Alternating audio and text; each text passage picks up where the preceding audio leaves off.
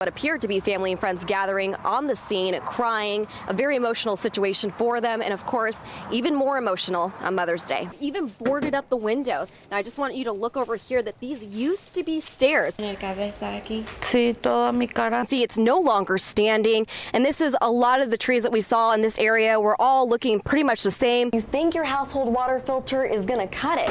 Well, think again. Right now they're working on the cleanup, however much you'd like, depending on how generous you feel today.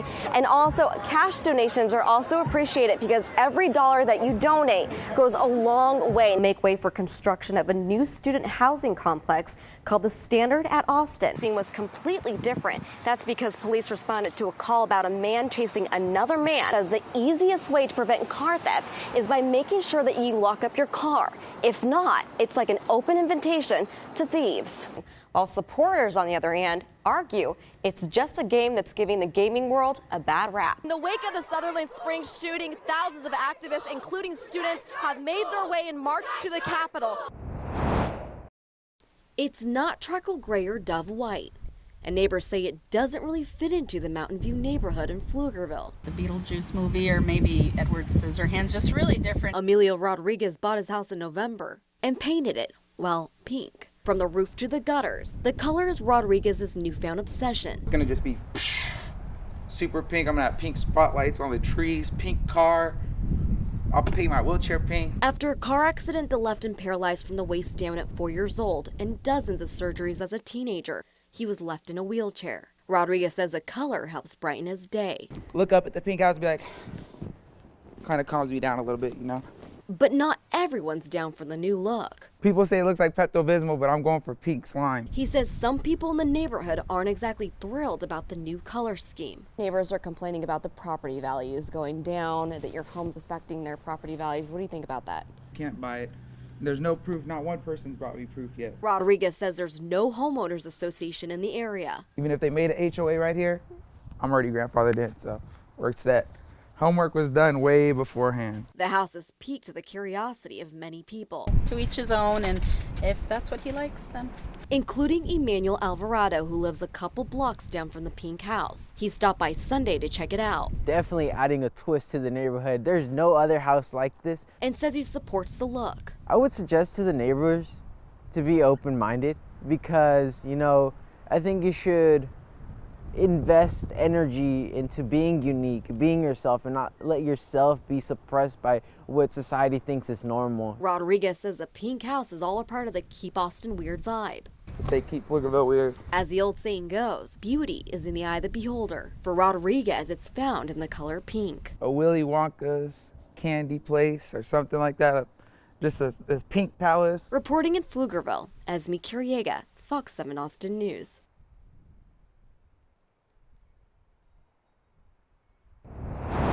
Very good mom, good sister, granddaughter, cousin, friend.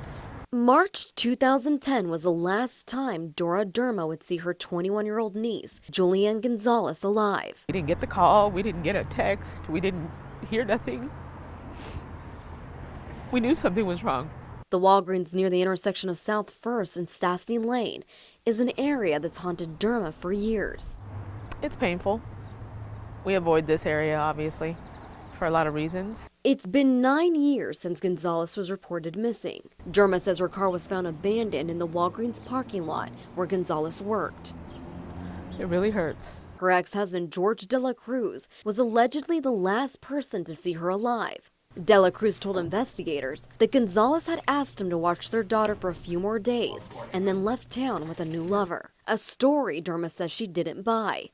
And neither did a jury. 5 years later, De La Cruz would be charged with the murder of his estranged wife. During the trial, prosecutors showed evidence connecting De La Cruz to the case. They reportedly couldn't ignore tracking data from cell phone towers that put Gonzalez's missing phone near locations where De La Cruz frequently visited, and say he went on a shopping spree with her debit card. De La Cruz was found guilty and given a life sentence. Derma says it doesn't compare to the life sentence her family's currently serving.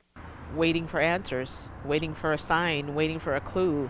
My family wants to know where she is, whether alive or gone. And says even though the family has had their justice, they still haven't been able to lay Gonzalez to rest. That's what we want. We want to know where she is. She needs to be buried properly. Esmi Careaga, Fox 7 Austin News.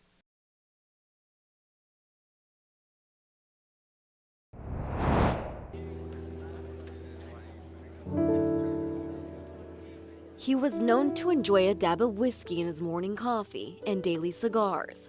These things, along with his all-around good nature and humor, is what the nation's oldest World War II veteran, Richard Overton, attributed to being the secret to his long life. A life many cherished and celebrated. Saturday morning, Mr. Overton's funeral service drew in hundreds of people to the Shoreline Church in North Austin.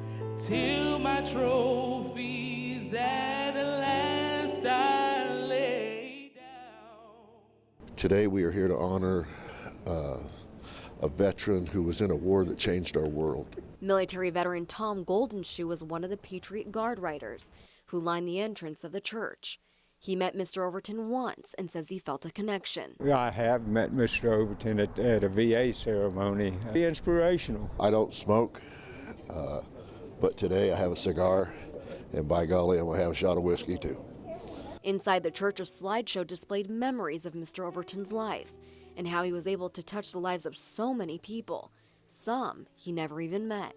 Volma Overton Jr., Mr. Overton's cousin, who was always by his side, took a moment to thank World War II veterans for serving our country. So remember, when you go home and go to bed tonight and you turn off your lights, you're able to do that thanks to the World War II veterans.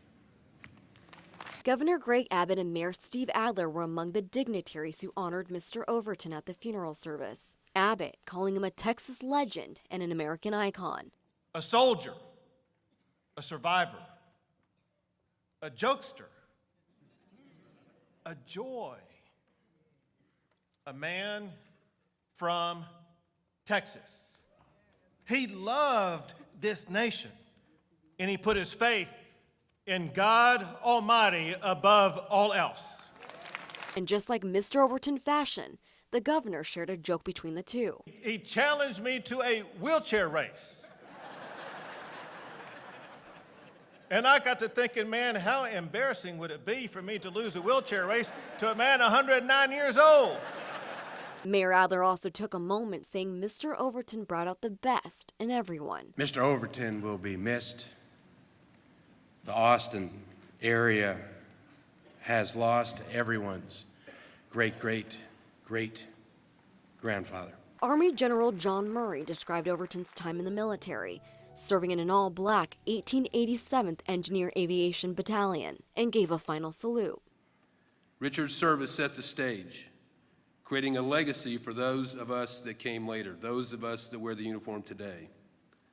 It was a legacy of honor, professionalism, and of courage. What many people say they'll remember and miss the most about Mr. Overton wasn't how long he lived, but rather how he lived. Reporting in North Austin, Esmi Careaga, Fox 7 Austin News.